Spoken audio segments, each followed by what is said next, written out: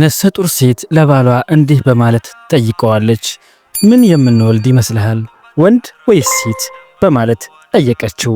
ባልም ምንም ቢሆን ግድ የለኝም፣ አላህ የሰጠንን በደስታ እቀበላለሁ።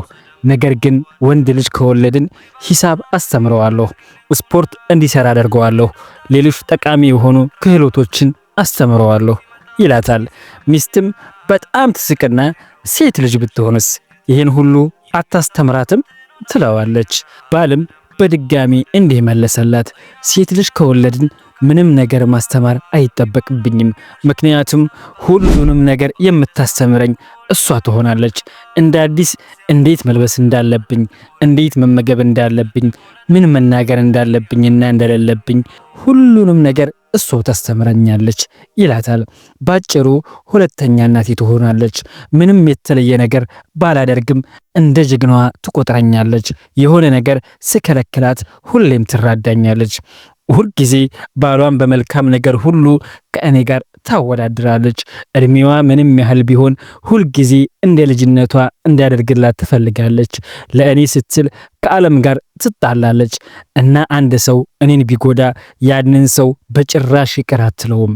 ሚስትም ታዲያ ሴት ልጅ ያንን ሁሉ ነገር ስታደርግ ወንድ ልጃችን ግን አያደርገውም እያልክ ነው? ባልም አይ እንደዛ ማለት አይደለም፣ ምናልባት እሱ እንዲሁ ሊያደርግ ይችላል፣ ነገር ግን እነዚህን ነገሮች ለማዳበር ይማራል። ሴት ልጆች ከእነዚህ ነገሮች ጋር አብረው ይወለዳሉ። በአጭሩ የሴት ልጅ አባት መሆን ለማንኛውም ወንድ ኩራት ነው ይላታል። ሚስትም ነገር ግን ለዘላለም ከእኛ ጋር አትቆይም እኮ። ባልም አዎ ግን ከእሷ ጋር በልቧ ለዘላለም እንሆናለን። እሷ የምትሄድበት ቦታ ምንም ለውጥ አያመጣም። ሴት ልጆች ልዩ ስጦታ ናቸው። ቅድመ ሁኔታ ከሌለው ፍቅርና እንክብካቤ አንኮንዲሽናል ላቭ ኤንድ ኬር ጋር አብረው የተወለዱ በሴት ልጆች የተባረኩ ለሁሉም እድለኛ አባት ይሁን። መለዋወጡ የኑሮ ቀለም የህይወት መልኳ ትርፉ ኪሳራው ማግኘትም ማጣት እንዳለው መስኳ ያላስተዋለው ቀድሞ የዱንያን ወግ ያልተረዳው። በእውነት ይህንን ታሪክ ሳነብ ውስጤ እጅግ ነበር የተደሰተው። ለምን መሰላችሁ?